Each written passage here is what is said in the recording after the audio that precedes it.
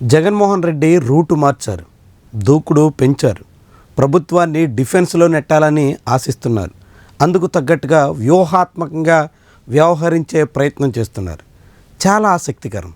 Nara Lokesh red book తీసుకొస్తే దానికి పోటీగా బ్లూ బుక్ కూడా తీసుకొస్తాం అంటూ ఒకనాడు ప్రకటించిన జగన్మోహన్ రెడ్డి ఇప్పుడు మనసు మార్చుకున్నారు.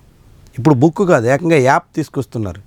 యాప్తో అధికార పక్షాన్ని కార్నర్ చేసే యోచనలో ఉన్నట్టు కనిపిస్తుంది. కనీసం అధికార పార్టీని కాకపోయినా అధికార యంత్రాంగాన్ని సంశయంలోకి నెట్టాలి అని ఆశిస్తున్నట్టుగా స్పష్టమవుతుంది. ఇప్పటికే జగన్మోహన్ రెడ్డి ప్రతి సమావేశంలో ప్రతి సందర్భంలోనూ కూడా అధికారుల్ని హెచ్చరిస్తున్నారు. ముఖ్యంగా పోలీసుల మీద ఆయన గురి పెడుతున్నారు. పోలీసు అధికారులు ఎక్కడున్నా వదిలిపెట్టం, 7 సముద్రాల అవతలున్నా సరే తీసుకొచ్చి శిక్షిస్తాం అన్నట్టుగా చెప్పుకొస్తున్నారు.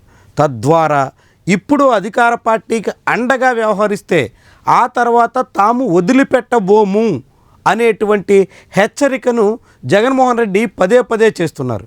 అయినప్పటికీ ఇటీవల కాలంలో వరుసగా కేసుల పరంపర తీవ్రతరమవుతుంది. ముఖ్యంగా ముఖ్యమైనటువంటి నేతల మీద కేసులు పెడుతున్నారు. చాలామందిని అరెస్ట్ చేసి జైలు పాలు చేసేందుకు పూనుకుంటున్నారు.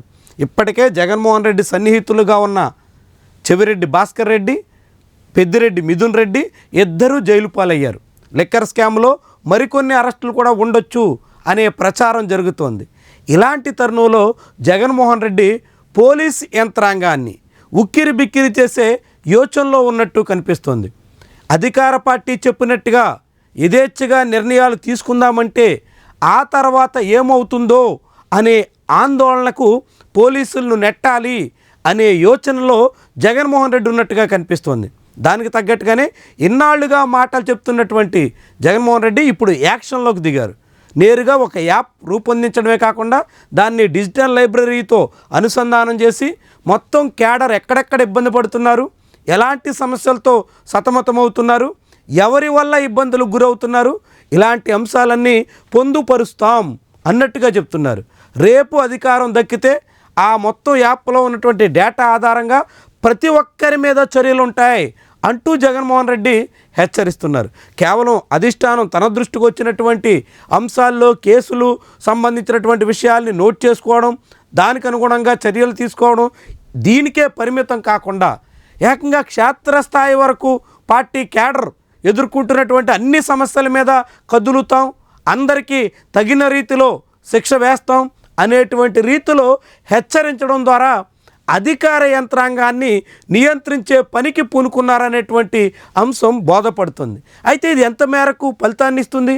ఇప్పటికే ఆంధ్రప్రదేశ్లో అధికార యంత్రాంగం సందిగ్ధంలో ఉంది. పూర్తిగా చంద్రబాబు మాట వింటే ఆ తర్వాత ఏమవుతుందో అని కలత చెందుతోంది. ఈపాటికే ఏపీలో వరుసగా ఇంటెలిజెన్స్ చీఫ్గా పనిచేస్తున్నటువంటి అధికారులంతా ఇబ్బందులకు గురవుతున్నారు. ఇతర ముఖ్య అధికారులు కూడా చిక్కులు ఎదుర్కొంటున్నారు. భవిష్యత్తులో ఇది మరింత పెరగొచ్చు అని అధికారులంతా భావిస్తున్నారు. అందుకే అనేక అంశాల్లో ప్రభుత్వం తీసుకుంటున్నటువంటి నిర్ణయాలకి అనుగుణంగా ప్రభుత్వం ఆశిస్తున్నంత వేగంగా అధికార యంత్రాంగం కదలడం లేదు. అధికార యంత్రాంగం ఆఖరికి ముఖ్యమంత్రి మాట కూడా వినడం లేదా అనేటువంటి అభిప్రాయం చాలామందిలో ఉంది. తెలుగుదేశం పార్టీ క్యాడర్లో ఈ మాట బలంగా ఉంది. అధికారుల్లో చంద్రబాబుకి పూర్తిగా పట్టు చిక్కలేదు అనే మాట ప్రబలంగా వినిపిస్తోంది. దానికి కారణం అధికారులు కూడా సీఎం చెప్పారనో మరొకరు ఆదేశించారనో యథేచ్ఛగా సాగిపోవడానికి సిద్ధంగా లేరనేటువంటి విషయం అర్థమవుతుంది. ఇలాంటి తరుణంలో అదే అధికార యంత్రాంగాన్ని మరింత డిఫెన్స్లోకి నెట్టడం ద్వారా తమ మీద దాడికి సిద్ధం కాకుండా చేసే యత్నానికి జగన్మోహన్ రెడ్డి పూనుకుంటున్నారు. తద్వారా ప్రభుత్వం నుంచి ముఖ్యంగా అధికార యంత్రాంగం దూకుడు పెంచితే అది ఇబ్బంది అవుతుంది. కాబట్టి అలాంటి ప్రయత్నానికి అడ్డుకట్ట వేసే యోచనలో ఈ యాప్ అస్త్రాన్ని సంధించబోతున్నట్టుగా స్పష్టమవుతుంది. మరి యాప్ ఎంత మేరకు పనిచేస్తుంది, ఏ రీతిన కట్టడి చేయగలుగుతుంది, ఎంతవరకు అధికార యంత్రాంగాన్ని పునరాలోచనలో పడేస్తుంది, ఇది చాలా ముఖ్యమైనటువంటి అంశం. జగన్మోహన్ రెడ్డి వేస్తున్నటువంటి ఈ ఎత్తుగడ ఎలాంటి ఫలితాన్ని ఇస్తుందో చూడాలి. ముఖ్యంగా ప్రభుత్వ యంత్రాంగాన్ని డిఫెన్స్లోకి నెట్టడం ద్వారా చంద్రబాబు సర్కారు అస్త్రాల్ని నిర్వీర్యం చేసే యోచనలో ఉన్న జగన్మోహన్ రెడ్డి ఏ మేరకు సక్సెస్ అవుతారో చూద్దాం మరి.